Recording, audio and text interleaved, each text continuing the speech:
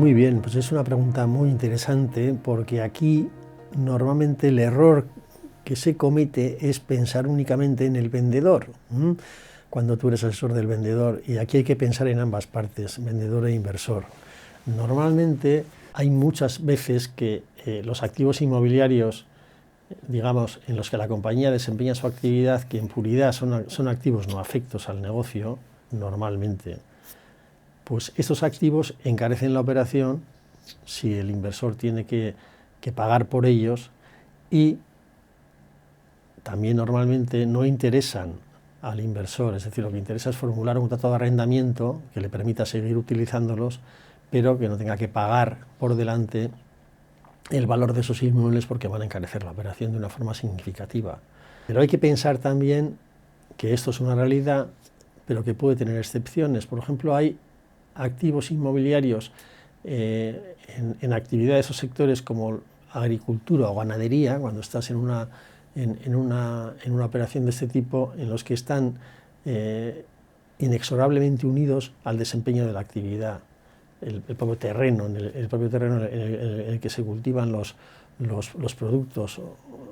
o el terreno en el que al final se realiza la ganadería, por ejemplo, pues son activos inmobiliarios cuya separación no cabe, es decir, tienes que vender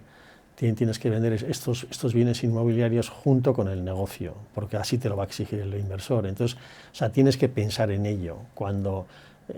te reestructuras previamente para acometer una operación de venta. Es decir, no solamente tienes que pensar en ti como vendedor, sino tienes que pensar en los objetivos estratégicos que puede tener el inversor para facilitar el proceso. Entonces, ¿cuándo tienes que realizar esta reestructuración? También este es un factor esencial. Entonces, el aproximarte en exceso al momento de la venta, cuando realizas esta reestructuración, pues no es bueno, porque en primer lugar corres un riesgo de precipitación importante, y en segundo lugar parece que la decisión de reestructuración está vinculada a la venta, a la decisión de venta, y esto desde el punto de vista fiscal te va a generar inconvenientes y muchas veces problemas incluso. Entonces es mejor planificar estas operaciones con una mentalidad estratégica y pensar siempre no solamente en tu posición como vendedor, cuando tu cliente es vendedor, sino también, como siempre, pensar